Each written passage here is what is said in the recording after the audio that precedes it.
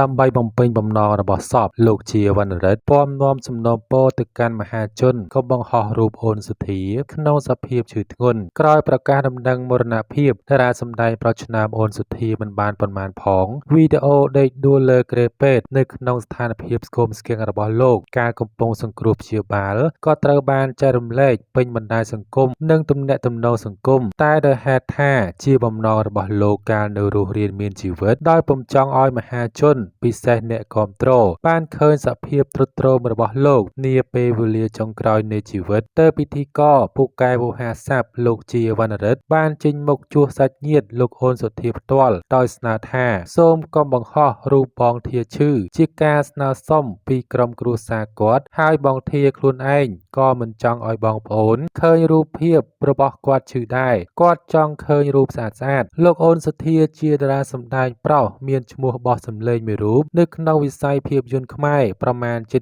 20ឆ្នាំមកនេះខណៈលោកធ្លាប់ជាតួប្រុសនៅក្នុងភាពយន្តខ្នាតធំរឿងភាពយន្តប្រវត្តិសាស្ត្រក៏ដូចជាកិច្ចការងារផ្សេងៗទៀតនៅក្នុងវិស័យសិល្បៈតែយ៉ាងណាក្រោយថតបញ្ចប់ភាពយន្តខ្នាតធំពីររឿងចុងក្រោយលោកអូនសុធាពិសេសគឺពេលដែលទទួលមរណភាពអ្នកម្ដាយជាទីស្រឡាញ់ហើយលោកហាក់ឃ្លាតឆ្ងាយពីទស្សនិកជនដោយពុំសូវមានវត្តមានលើកម្មវិធីឬភាពយន្តណាមួយទៀតនោះទេជាងនេះទៅទៀតលោកក៏ធ្លាប់បង្ហើបពីបំណងស្ទាក់ស្ទើរនិងចាកចេញពីអាជីពដែលខ្លួនស្រឡាញ់និងបានសាងកេរ្តិ៍ឈ្មោះប្រមាណជាង20ឆ្នាំដោយមិនបានលំអិតពីរឿងរ៉ាវនៃបំណងចាកចេញនោះឡើយបើរាប់ចាប់ពីវត្តមានរបស់លោកនៅក្នុងភាពយន្តខ្នាតធំមួយពី3ឆ្នាំចុងក្រោយលោកបានចូលរួមសម្ដែងក្នុងខ្សែភាពយន្តខ្នាតធំមួយចំនួនដូចជាក្នុងភាពយន្តខ្នាតធំរបស់លោកហ្វាយសំអាងរឿងអប្សរាមហាអង្គរដោយដើរតួជាព្រះអម្ចាស់វណ្ណុនកាលពីឆ្នាំ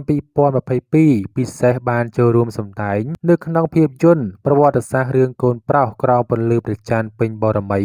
ដែលជាសាច់រឿងរៀបរាប់ពីជីវិតក្នុងសម័យសង្គ្រាមរបស់សម្ដេចតេជោហ៊ុនសែនអតីតនាយករដ្ឋមន្ត្រីនិងជាប្រធានព្រឹទ្ធសភាកម្ពុជាខណៈក្រោយថតបញ្ចប់និងបានចាក់ផ្សាយហើយលោកនៅតែដកចិត្តដែលមានឱកាសចូលរួមបង្ហាញសមត្ថភាពនៅក្នុងភាពយន្តប្រវត្តិសាស្ត្រជាតិមួយនេះនិងធ្លាប់បង្ហាញអារម្មណ៍ផ្ទាល់ខ្លួនថាត្បិតតែរឿងថតបញ្ចប់និងចាក់ផ្សាយចប់ក៏ដោយតែលោកនៅតែនឹកនិងមានអនុស្សាវរីយ៍ជាច្រើនជាមួយអ្នករួមសម្ដែងមិនថាតែជាមួយតួក្រុមការងារជាមួយលោកហុយវាសនាហើយកាន់តែអស្ចារ្យសម្រាប់លោកគឺមានវាសនាខ្ពស់ណាស់បានជួបសម្ដេចតេជោដោយផ្ទាល់និងបានការណែនាំពីលោកផ្ទាល់ពីបុគ្គលិកលក្ខណៈរបស់តួអង្គធីព្រមទាំងបងវាសនាផងដែរដែលសុទ្ធសឹងតែផ្ដល់ឱកាសនិងមើលឃើញពីសមត្ថភាពរបស់លោកជុំវិញដំណឹងមរណភាពនេះទាំងសាធារណជននិងអ្នកសិល្បៈបានសម្ដែងការស្លុតចិត្តជាពន់ពេកនិងបានបង្ហោះសារប្រងព្រាតបង្ហាញនូវការសោកស្ដាយចំពោះការបាត់បង់អ្នកមានទេពកោសល្យ